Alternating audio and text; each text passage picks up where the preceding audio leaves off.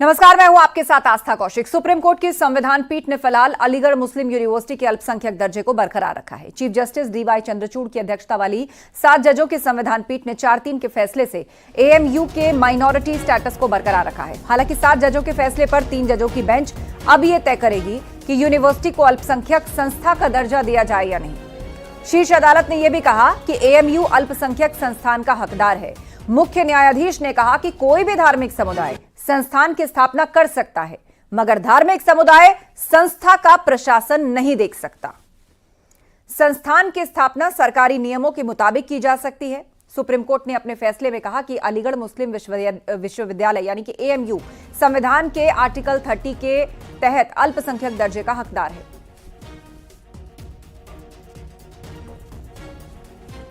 तो 3 जजों की बेंच नए मानदंड तय करेगी। एएमयू सेंट्रल यूनिवर्सिटी है, अनुच्छेद 30 में मिले अधिकार पूरे नहीं। सीजेआई ने इस बात को भी कोट किया। सुप्रीम कोर्ट ने अजीज बादशाह फैसला पलटा। 3 जजों की बेंच नए मानदंड तय करेगी। एएमयू का अल्पसंख्यक दर्जा बरकरार रखा। हालांकि इसको संस्था का दर्जा दिया जाए या नहीं, इस पर अभी कोर्ट अपना फैसला सुनाएगी। अल्पसंख्यक दर्जा तय करने के लिए नई समिति का गठन किया गया है। अल्पसंख्यक का दर्जा नए सिरे से तय होगा। 3 जजों की बेंच नए मानदंड तय करेगी। अल्पसंख्यक दर्जे को लेकर नई बेंच बनेगी। 4-3 के बहुमत से एएमयू पर सुप्रीम कोर्ट ने फैसला सुनाया। सुप्रीम कोर्ट ने 1967 का फैसला पलट दिया और ये कोर्ट किया कि एएमयू सेंट्रल यूनिवर्सिटी है, अनुच्छेद 30 में मिले अधिकार पूरे नहीं। सुप्रीम कोर्ट ने अजीज बादशाह फैसला पलटा। 3 जजों की बेंच नए मानदंड तय करेगी। तो इस वक्त की बड़ी खबर, अल्पसंख्यक दर्जा तय करने के लिए नई पीठ का गठन होगा। For the judgment, that's all. We will wait and we will discuss with our expert for the next course of action. With our legal experts, we will discuss and we'll wait for the next course of action, and we will have discussion with our legal experts. We have a team of legal experts. तो supreme court ने 1967 का फैसला पलट दिया और अनुच्छेद 30 में मिले अधिकार पूरे नहीं, ये कोर्ट किया। सुप्रीम कोर्ट ने अजीज बादशाह फैसला पलटा है। 3 जजों की बेंच नए मानदंड अब तय करेगी।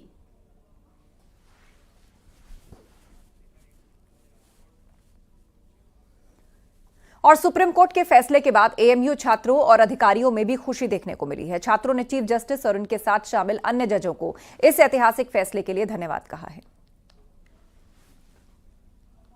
मैं किसी भी तबके की बात करूं, यहाँ तकरीबन सबको बहुत ज्यादा खुशी है और मैं सुप्रीम कोर्ट का जो फैसला आया है उसका खैर मकदम करता हूँ, पुरजोर इस्तेमाल करता हूँ और अलीगढ़ मुस्लिम यूनिवर्सिटी की तरफ से आपको बाहें फैलाकर गले लगाना चाहता हूँ और अलीगढ़ मुस्लिम की तरफ से हिंदुस्तान को मैसेज देना चाहता हूँ कि अलीगढ़ मुस्लिम से एक वाहिद ऐसी यूनिवर्सिटी है जहाँ से हर तबके को फायदा मिला है, चाहे हिंदू हो या मुस्लिम हो। यहाँ सब लोग आपस में मोहब्बत बना के रहें और इंशाल्लाह आगे तक रहेंगे। अल्लाह ताला का शुक्र करते हैं और अपनी सुप्रीम कोर्ट का शुक्र करते हैं कि उन्होंने एक अच्छा फैसला दिया। इससे जो है ऑल ओवर वर्ल्ड एक अच्छा मैसेज जाएगा। इंडिया में जो है बहुत ज्यादा सेकुलरिज्म है और अच्छे फैसले यहाँ पे दिए जाते हैं। बहुत से लोग जैसे को अदर्स फैसले आए, लोग उसके अगेंस्ट में गए, मतलब ऐसा हमारे को अगेंस्ट में कोई फैसला नहीं गया है। और सुप्रीम कोर्ट के फैसले का समाजवादी पार्टी के प्रवक्ता अमीक जमोई ने स्वागत किया है और उसे संविधान की जीत बताया है। अलीगढ़ मुस्लिम यूनिवर्सिटी का जो फैसला आया है, सुप्रीम कोर्ट का फैसला, इससे पूरे देश में खुशी की लहर है और ये अलीगढ़ तहरीक की, अलीगढ़ आंदोलन की, अलीगढ़ मूवमेंट की फर्जंदाने सरसैयद की जीत है। ये फैसला ये बताता है कि इस मुल्क में मुसलमानों को, चाहे वो रिलीजियस माइनॉरिटीज़ हों, चाहे वो लिंग्विस्टिक माइनॉरिटीज़ हों, उनको अपने तरीके से विश्वविद्यालय बनाने का अधिकार है, स्कूल बनाने का अधिकार है, उसको चलाने का अधिकार है और हुकूमत की पूरी मदद के साथ जो भी तबके हमारे मुल्क में तालीम में पसमानदगी को झेल रहे हैं, ऐसे इदारों से मेन स्ट्रीम में लाने में हमारे देश में लोगों को मदद मिलती है। कि अलीगढ़ मुस्लिम यूनिवर्सिटी एक माइनॉरिटी इंस्टीट्यूशन नहीं है, तो इस वजह से वो आज जजमेंट ओवररूल हो गई है। तो आज के डेट पे exact status of AMU is, I would say, not judicially determined, is the correct way to put it. But important चीज है कि जिस डिसीजन ने उसे नॉन माइनॉरिटी होल्ड किया था वो डिसीजन अब नहीं है, नंबर 1। नंबर 2, एक 1980s में जो अमेंडमेंट लाया गया था, जो अजीज बादशाह को अंडू करने के लिए एक तरह से अमेंडमेंट लाया गया था पार्लियामेंट का, वो अब इररिलेवेंट हो गया है। बिकॉज जब जजमेंट ही जुडिशियली लार्जर बेंच ने उसको सेट असाइड कर दिया है, तो 1981 और 82 का जो ये अमेंडमेंट थे, ये अब इररिलेवेंट हो गए हैं। यूपी में पुरुष टेलर अब महिलाओं के कपड़ों का नाप नहीं ले पाएंगे। राज्य महिला आयोग ने महिलाओं की सुरक्षा के लिए सरकार को प्रस्ताव भेजा है और इसमें कहा गया है कि पुरुष टेलर महिलाओं का नाप नहीं ले सकता। इसमें महिला सुरक्षा से जुड़े कई और प्रस्ताव भी हैं, जैसे जिम और योगा सेंटर्स में भी महिला ट्रेनर हो और इसकी सीसीटीवी से निगरानी हो। महिला आयोग ने राज्य सरकार के पास प्रस्ताव भेज दिया है। अब शासन से मंजूरी मिलने का इंतजार है। महिला आयोग की अध्यक्षता बबीता चौहान का कहना है कि महिलाओं की सुरक्षा और रोजगार के लिए उन्होंने यह कदम उठाया है। पुलिस वेरिफिकेशन सारे लड़कों का वहाँ हो, जो भी लड़के हों या लड़कियां हों, जो भी ट्रेनर हो। दूसरा, वहाँ लड़कियों के लिए लड़कियां ट्रेनर हो, पर फिर भी अगर स्वेच्छा से कोई महिला ये कहती है कि मुझे इस लड़के को ही ट्रेनर अपना बनाना है, तो वो अपनी सहमति से बनाए और वो उस जिम वाले की ड्यूटी है कि वो उससे लिखवा के ले कि अगर कल को कोई बात होती है, कोई घटना आपके साथ होती है या कोई अगर आप कहीं असुविधा महसूस करती हैं, तो उसमें हमारी जिम्मेदारी नहीं है, इसकी जवाबदेही आपकी खुद की होगी। तो मुझे लगता है कि हम इस पर क्राइम में भी लगाम लगा पाएंगे, क्योंकि फिर वो उनकी अपनी चॉइस होगी। वो कम से कम हमारे शासन को, हमारी प्रशासनिक अधिकारियों को या इनको किसी को विलेम नहीं कर पाएंगी। तो एक तो मेरा ये था। दूसरा, एक सीसीटीवी जो है कैमरे, वो एक अनिवार्य रूप से होना चाहिए। बस मेरा एक इतना अनुरोध है। दूसरा ये है कि जब ट्रेनर हैं, लड़कियां हर फील्ड में हैं, सब जगह हैं, तो क्यों नहीं यहाँ जाएंगी। दूसरा था कि मेरा एक बुटीक पे जहाँ महिलाओं के कपड़े सिले जाते हैं, महिलाओं के कपड़े सिले जाते हैं, आप उसमें भी मैं दावे के साथ कह सकती हूँ कि कम से कम 90% बुटीक ऐसे हैं जहाँ पुरुष ही टेलर हैं। जो टेलर हैं वही मेजरमेंट करते हैं। वहाँ से इतनी सारी शिकायतें आती हैं बैड टच करने वाली, क्योंकि सभी की अलग अलग फितरत होती है।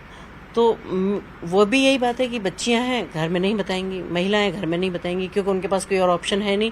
अगर उन्होंने उस टेलर के कपड़े को सिलवा के ही अच्छा लगता है तो वो उसी से सिलवाएंगी, और वो सारी चीजें बर्दाश्त भी वो कर रही हैं। तो मैंने ये कहा कि अगर टेलर रखना चाहें आप रखिएगा, लेकिन मेजरमेंट के लिए आप लड़की रखिएगा। वहाँ जो महिला का मेजरमेंट लेगी वो लड़की होगी वहाँ।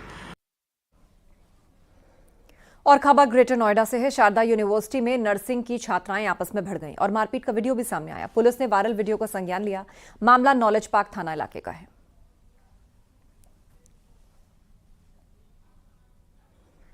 तो ये तस्वीरें उस वीडियो द्वारा सामने आई हैं जहां कहा जा रहा है कि सभी नर्सिंग की छात्राएं हैं, किसी बात को लेकर इनका झगड़ा हुआ और फिर ये आपस में भिड़ गईं।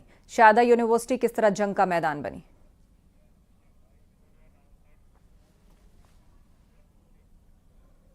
और ग्रेटर नोएडा में लड़कों ने टोल बूथ का बैरियर कार से तोड़ दिया। टोल प्लाजा के कर्मचारियों के रोकने पर उनसे मारपीट भी की। मामला दनकौर इलाके के रैम्प टोल प्लाजा का है। बैरियर तोड़ने की घटना सीसीटीवी में कैद हो गई है। जानकारी के अनुसार थार गाड़ी में सवार कुछ युवक जब टोल प्लाजा पर पहुंचे तो टोल शुल्क की मांग पर भड़क गए। इसके बाद उन्होंने अपनी गाड़ी से टोल बैरियर को तोड़ा। जब टोल कर्मचारियों ने उसका विरोध किया तो दबंग युवकों ने उनके साथ मारपीट शुरू कर दी।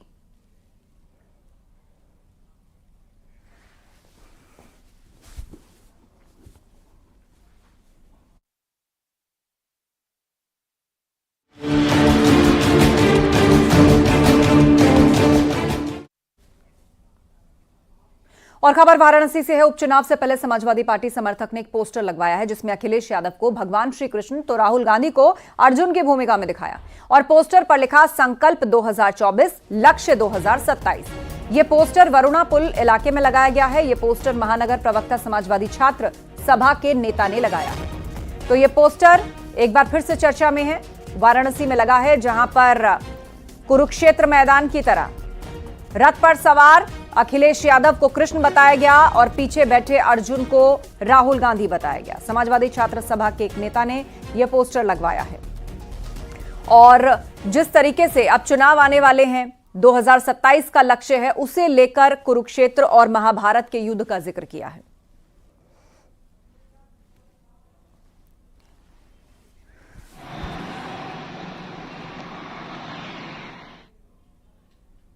और बदायूं में वाल्मीकि समाज से जुड़ा एक मामला काफी चर्चा में है और दावा किया जा रहा है कि वाल्मीकि समाज की बेटी का विवाह होना है और इसके लिए कोई मैरिज हॉल देने को तैयार नहीं। जाति पूछने के बाद मैरिज हॉल देने से इनकार कर दिया गया।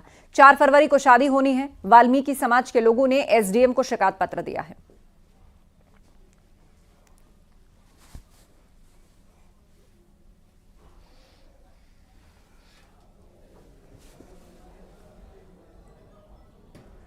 वृंदावन के आचार्य कौशिक महाराज ने रेलवे ट्रैक पर भगवान शिव का अभिषेक करने के लिए माफी मांगी। संत समाज की ओर से लगातार हो रहे विरोध के बाद उन्होंने अपनी गलती मानी। इसके लिए ब्रज के संतों और सभी भक्तों से उन्होंने माफी मांगी है। अभी जबलपुर में आयोजन हुआ, मुझे कोई करके बता तो दे। 362 घंटे अनवरत दिन रात अभिषेक चला है, एक सेकंड के लिए बंद नहीं हुआ। अभी 2 यज्ञ हुए हैं, 357 घंटा एक यज्ञ, 352 घंटा एक यज्ञ चला है, दिन रात आहुतियां डली हैं। जैसे हमें बोला जा रहा है सनातन धर्म के विपरीत और इस आदमी से वृंदावन को खतरा है। यदि मुझसे वृंदावन को खतरा है तो एक बात मैं कहूंगा, आप मुझे वृंदावन से निकाल सकते हैं लेकिन बिहारी जी के हृदय से नहीं आप मुझे निकाल सकते। इस बात को मैं डंके की चोट कह रहा हूं। पंडित धीरेन्द्र शास्त्री ने राजस्थान के नाथद्वारा में बड़ा बयान दिया। उन्होंने कहा कि मैं धर्मगुरु नहीं, धर्म का सिपाही हूं। और धीरेन्द्र शास्त्री ने यह भी कहा कि धर्म से राजनीति चलती है, राजनीति से धर्म नहीं चलता है। उन्होंने कहा वोट बैंक के लिए धर्म का इस्तेमाल सबसे बड़ा अपराध है। राजनीति में चल रही उठापटक को धर्म से जोड़ना गलत है। धीरेन्द्र शास्त्री ने कहा कि देश तभी प्रगति करेगा जब सभी एक होंगे। उन्होंने यहां श्रीनाथ जी के दर्शन किए। तो ये बात बहुत पूर्ववत सिद्ध है कि धर्म से राजनीति चलती है, राजनीति से धर्म नहीं चलता है। और हम इस बात के खिलाफ हैं कि धर्म का प्रयोग राजनीतिक वोट बैंक के लिए अगर किया जाए, ये सबसे बड़ा अपराध है। दूसरी बात, धर्म एक ऐसा है जो स्वतंत्र है, धारणा का विषय है, प्राचीन परंपराओं को जीवंत रखने का विषय है, उत्साह का विषय है, आनंद का विषय है, मोक्ष का विषय है, जिज्ञासा का विषय है। तो धर्म के रास्ते में किंचित मात्र भी संकीर्णता नहीं, इस सबको स्वीकार करने की सामर्थ्यता रखता है। अब देश की राजनीति में तो उठापटक चलती रहती है, उसको धर्म के साथ जोड़ना, क्योंकि जो शाश्वत है, शाश्वत अखंड से खंड खंड को नहीं जोड़ना चाहिए। वहीं भीलवाड़ा में पंडित धीरेन्द्र कृष्ण शास्त्री ने वक्फ बोर्ड को लेकर भी बड़ा बयान दिया। उन्होंने कहा देश में या तो वक्फ बोर्ड बंद होना चाहिए या फिर सनातन बोर्ड का गठन होना चाहिए। उन्होंने यह भी कहा कि हिंदू जागृति के लिए निकाली जाने वाली पद यात्रा के सबसे आखिर में शस्त्र दीक्षा भी दिलाई जाएगी। सनातन बोर्ड का इसलिए गठन होना चाहिए क्योंकि वक्फ बोर्ड बना करके आपने कहा कि इस देश की संसद वक्फ बोर्ड की जमीन पे है, इस देश के मंदिर वक्फ बोर्ड की जमीन पर है। कल के दिन हमारे मकान वक्फ बोर्ड ले लेगा तो भैया हम सनातन वालों को तो कम से कम एक जगह छोड़ दो। एक देश में दोनों रहते हैं, वो भी रहते हैं तो हम भी रहते, या तो वक्फ बोर्ड बंद हो या सनातन बोर्ड का गठन। संभल में कल्की महोत्सव का मंच हिंदुत्व का महामंच बन गया। कन्हैया मित्तल ने एक रहोगे तो नेक रहोगे से हिंदुत्व का झंडा बुलंद किया। कन्हैया मित्तल ने मंच पर सीएम योगी के बटोगे तो कटोगे और एक रहोगे नेक रहोगे का गाना सुनाया। वीर शिवाजी के हम हैं वंशज, वीर शिवाजी के हम हैं वंशज, मन में लिए कर लेंगे, मन में लिए कर लेंगे, इतनी बात समझ लेंगे, हम बच जाएंगे तो बच जाएंगे।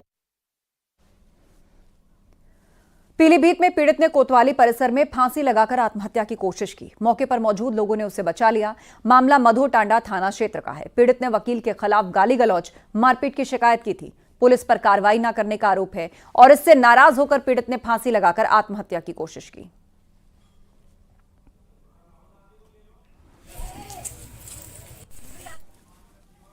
भदोई में सड़क हादसे में 2 लड़कों की मौत हो गई और 6 लोग घायल हैं। घटना ऊंच इलाका की है। बताया जा रहा है कार सवार 8 लोग वाराणसी से कानपुर जा रहे थे और इसी दौरान कार का टायर फट गया। कार बेकाबू होकर ट्रक के पीछे टकरा गई। कार सवार जागरण कार्यक्रम से लौट रहे थे और इस घटना में 2 लोगों की मौत हो गई, जबकि 2 महिला समेत 6 लोग घायल हैं, जिन्हें अस्पताल भर्ती करवाया गया है।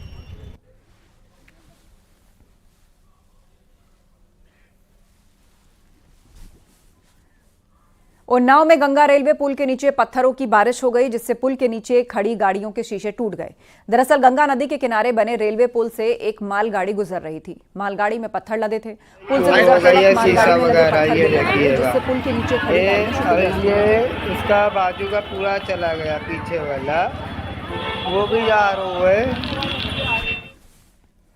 नोटबंदी के सालगिरह पर एसपी अध्यक्ष अखिलेश यादव ने बीजेपी पर निशाना साधा। अखिलेश ने एक्स पर पोस्ट में लिखा, भारतीय अर्थव्यवस्था के इतिहास में नोटबंदी के नाम पर एक पूरे का पूरा अध्याय सिर्फ काले रंग में छापा जाएगा। आज नोटबंदी की 8वीं सालगिरह के ठीक एक दिन पहले कल रुपया डॉलर के मुकाबले सबसे कमजोर स्थिति में आ गया। जनता पूछ रही है, क्या ये नोटबंदी की नाकामयाबी की वजह से हुआ या बीजेपी की नकारात्मक नीतियों की वजह से? भाजपा ने अर्थव्यवस्था को अनर्थ व्यवस्था बना दिया।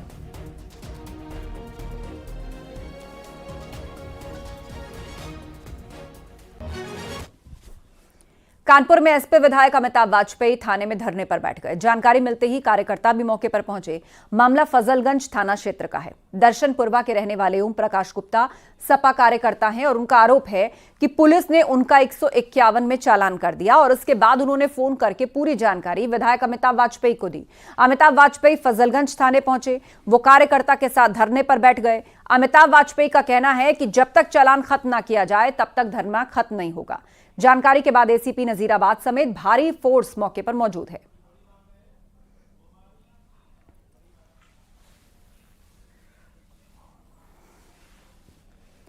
अयोध्या मेडिकल कॉलेज के प्रिंसिपल, 2 डॉक्टरों, 10-12 अन्य अज्ञात लोगों पर केस दर्ज हुआ है।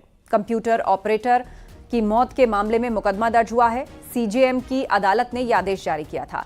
मृतक के पिता ने अदालत का दरवाजा खटखटाया। कंप्यूटर ऑपरेटर प्रभुनाथ मिश्रा 2019 से मेडिकल कॉलेज में कंप्यूटर ऑपरेटर थे।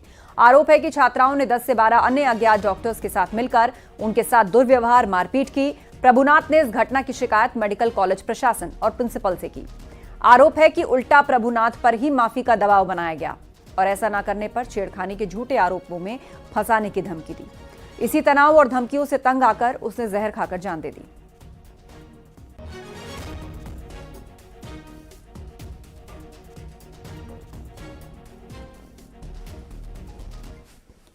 फतेहपुर में एनकाउंटर में गौ तस्कर इलियास पैर में गोली लगने से घायल हो गया, जबकि दूसरे गौ तस्कर को पुलिस ने दौड़ाकर पकड़ लिया। गौ तस्करों के पास से पुलिस ने 2 तमंचा, कारतूस, चापड़, छुरी और एक जिंदा गौवंश बरामद किया है। पकड़े गए दोनों गौ तस्करों के खिलाफ 24 आपराधिक मुकदमे दर्ज हैं। हदगांव थाना क्षेत्र के बिसोई गांव के जंगलों में एनकाउंटर हुआ। जनपद फतेहपुर में पुलिस अधीक्षक महोदय के निर्देशन में वांछित अभियुक्तों और पुरस्कार घोषित अपराधियों के विरुद्ध चेकिंग अभियान चलाया जा रहा था। इसी क्रम में थाना अध्यक्ष हदगांव व सूजी की टीम शाहपुर तिराहे पर चेकिंग कर रही थी। इसी दौरान थानाध्यक्ष हदगांव को मुख्य विभाग से सूचना प्राप्त हुई कि ग्राम बिसोई में कुछ लोग गोकसी करने की फिराक में हैं। जब संयुक्त टीम वहां पर पहुंची तो नहर की पुलिया के पास आम और महुए के बाग में एक गौवंश बंधा हुआ था। वह 2 लोग उसको काटने की फिराक में थे। पुलिस टीम द्वारा उनको जब आत्मसमर्पण करने के लिए कहा गया तो वे पुलिस टीम पर लक्ष्य करके फायरिंग करने लगे। पुलिस टीम द्वारा आत्मरक्षा की गई जवाबी फायरिंग में एक अभियुक्त के दाहिने पैर में गोली लगी है। एटा में हरियाणा से नौकरी कर वापस घर लौट रहे युवक से मारपीट कर लूटपाट की गई। बदमाशों ने उससे 47,000 रुपए लूटे। इस मारपीट का वीडियो सामने आया। पुलिस ने एफआईआर दर्ज की। कोतवाली देहात इलाके की यह वारदात है। बेल्टों से बेरहमी से पिटाई की गई। पीड़ित युवक ने एसएसपी से मुलाकात कर इंसाफ की गुहार लगाई। टेम्पो बैठ गए तो महिंद्रा एजेंसी के बीच में मुझे घेरा है। उन्होंने मोटरसाइकिल में बैठा के लेके जा रहे हैं। फिर लेके गए, उन्होंने मुझे चाय पिलाई है। चाय पिला के और लड़का बुला लिए। 3 मोटरसाइकिल हो गई है। तो इन्होंने चाय पिलाई है। फिर कहे कहाँ से आया? मैंने की रेवाड़ी से आया अपनी नौकरी करके। चलो को पैसा है कि पैसा नहीं है। उन्होंने 2 तमंचे थे उन पर। एक लड़का ने तमंचा धर दिया कनकुटी में मेरे, तो उन्होंने पैसे निकाल लिए। उसने मेरे हाथ पकड़ लिए तब उन्होंने पैसे निकाल लिए मेरे से। क्योंकि फिर उन्होंने मेरी बात तोड़ की, वीडियो बनाई, फिर भाग गए थे वो। बागपत में चलते पिकअप में भीषण आग लग गई। आग लगते ही चंद मिनटों में पिकअप धू धू कर जल उठा। वो तो गनीमत रही कि ड्राइवर ने किसी तरह गाड़ी से कूदकर जान बचाई और माना जा रहा है कि शॉर्ट सर्किट के चलते गाड़ी में आग लगी। बड़ौद कोतवाली क्षेत्र की यह पूरी घटना है। कार के ड्राइवर ने जब गाड़ी में आग लगी देखी तो किसी तरह से कूदकर अपनी जान बचाई।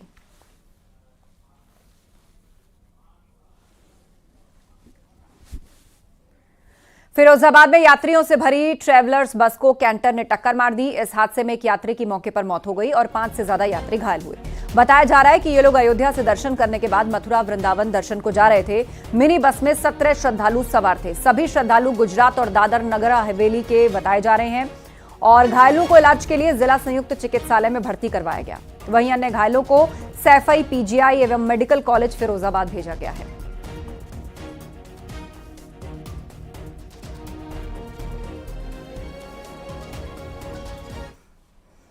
एटा मेडिकल कॉलेज में 2 बच्चे लिफ्ट में फंस गए। बच्चों के परिवार का आरोप है कि दोनों बच्चे आधे घंटे तक लिफ्ट में फंसे रहे।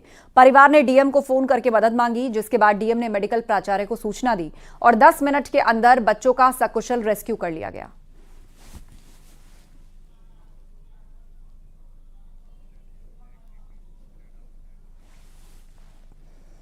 हरदोई में लुटेरों ने बाइक सवार को हाथ पैर बांधकर पीटा और बाइक में आग लगा दी। इसके बाद बदमाश रुपए छीनकर फरार हो गए। पीड़ित का सीएचसी में इलाज चल रहा है। इस मामले में पुलिस ने 4 आरोपियों को गिरफ्त में लिया है। बदमाशों ने बाइक सवार युवक को नहर के पास पकड़कर जमकर पीटे और कपड़े उतारकर उसके हाथ पैर बांधकर उसको जमीन पर फेंक दिया और बाइक में आग लगाकर पैसे लेकर भाग गए। राहगीरों ने जब उसे बंधा पड़ा देखा तो मामले की सूचना पुलिस को दी।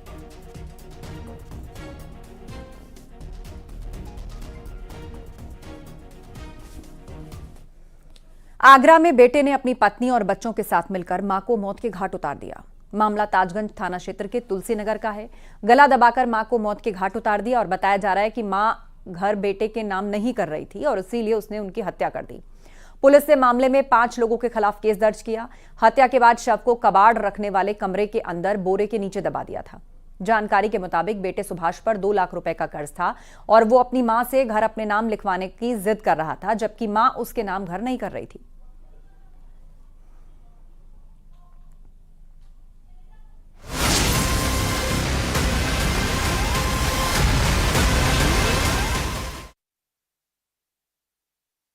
इलाहाबाद हाईकोर्ट ने सुप्रीम कोर्ट के फैसले को आधार बनाते हुए फैसला दिया है कि जिस लड़की की शादी 18 साल की आयु से पहले हुई हो, वो 20 साल की उम्र से पहले अपनी शादी को रद्द करवा सकती है। इस प्रकार जिस लड़के का विवाह 21 साल से पहले हुआ है, वो 23 साल की आयु होने से पहले अपनी शादी रद्द करवा सकता है। यह आदेश न्यायमूर्ति सौमित्र दयाल सिंह, न्यायमूर्ति डोनाडी रमेश की खंडपीठ ने गौतम बुद्ध नगर के एक पारिवारिक मामले की सुनवाई करते हुए दिया। और बड़ी खबर प्रयागराज से, इरफान सोलंकी की सजा पर सुनवाई पूरी हुई। कानपुर की सीसामऊ सीट से सपा के विधायक रहे इरफान सोलंकी की सजा पर सुनवाई पूरी हुई है। इलाहाबाद हाईकोर्ट में इरफान सोलंकी और यूपी सरकार की अपीलों पर सुनवाई पूरी हो गई है। दोनों पक्षों की बहस पूरी होने के बाद कोर्ट ने अपना फैसला सुरक्षित रखा है। इरफान सोलंकी, भाई रिजवान सोलंकी और एक अन्य अभियुक्त पर जमानत अर्जी पर फैसला सुरक्षित रखा गया है। इरफान सोलंकी और अन्य ने 7 साल की सजा पर रोक लगाए जाने और जमानत दिए जाने को लेकर अपील खारिज की थी। यूपी सरकार की ओर से 7 साल की मिली सजा को उम्र कैद में बदले जाने की मांग की गई है। तो कोर्ट में सुनवाई पूरी हो गई है। कोर्ट ने अपना फैसला सुरक्षित रख लिया है। इरफान सोलंकी, रिजवान सोलंकी और अन्य 7 लोगों पर सुनवाई पूरी हो गई है और कहा जा रहा है कि यूपी सरकार की अपील जो थी उन पर फैसला सुरक्षित रखा गया है। इरफान सोलंकी की जमानत पर फैसला सुरक्षित रख लिया गया है। कुल मिलाकर दोनों पक्षों की बहस पूरी हो चुकी है। 7 साल की सजा को उम्र कैद में बदलने की मांग यूपी सरकार ने की थी। सर्वेश दुबे से अपडेट लेते हैं। सर्वेश, विस्तार से बताइए पूरी खबर। देखिए, इरफान सोलंकी सपा के विधायक सीसामऊ से हैं, कानपुर के थे, लेकिन एक महिला का घर जलाने के मामले में एमपी एमएलए कोर्ट कानपुर ने उन्हें 7 साल की सजा सुनाई थी, जिसके बाद उनकी विधायकी चली गई थी और उस सीट पर भी उपचुनाव हो रहा है। 20 तारीख को वहां पर मतदान होना है। इस बीच इरफान सोलंकी, उनके भाई रिजवान सोलंकी और अन्य अभियुक्त जो थे जिन्हें कोर्ट ने 7 साल की सजा सुनाई थी, वो इलाहाबाद हाईकोर्ट आए थे, जमानत अर्जी लगाई थी। इसके अलावा सजा पर रोक लगाए जाने को लेकर अपील दाखिल की थी। उस अपील पर पिछले 3 दिनों से लगातार सुनवाई हो रही थी। इसके साथ साथ राज्य सरकार की ओर से भी एक विशेष अपील दाखिल की गई थी। राज्य सरकार ने यह दलील दी थी कि इस मामले में जो 7 साल की सजा सुनाई गई है वो सजा कम है, लिहाजा इन्हें उम्र कैद की सजा सुनाई जाए। राज्य सरकार की ओर से सुप्रीम कोर्ट के सीनियर एडवोकेट और additional solicitor general of India KM. Natarajan ने बहस की। इसके साथ साथ कि इरफान सोलंकी की ओर से गोपाल चतुर्वेदी, जो इलाहाबाद हाईकोर्ट के सीनियर एडवोकेट हैं, उन्होंने पक्ष रखा। 3 दोनों की सुनवाई पूरी होने के बाद, सभी पक्षों को सुनने के बाद कोर्ट ने आज जजमेंट को रिजर्व कर लिया है। माना जा रहा है कि अगले हफ्ते इस मामले में कोर्ट अपना जजमेंट सुना सकती है। अब ये देखना होगा कि कोर्ट जो लोअर कोर्ट ने 7 साल की सजा सुनाई है, MP MLA special court Kanpur ने जी बिल्कुल, आप नजर बनाए रखिए। जानकारी के लिए शुक्रिया।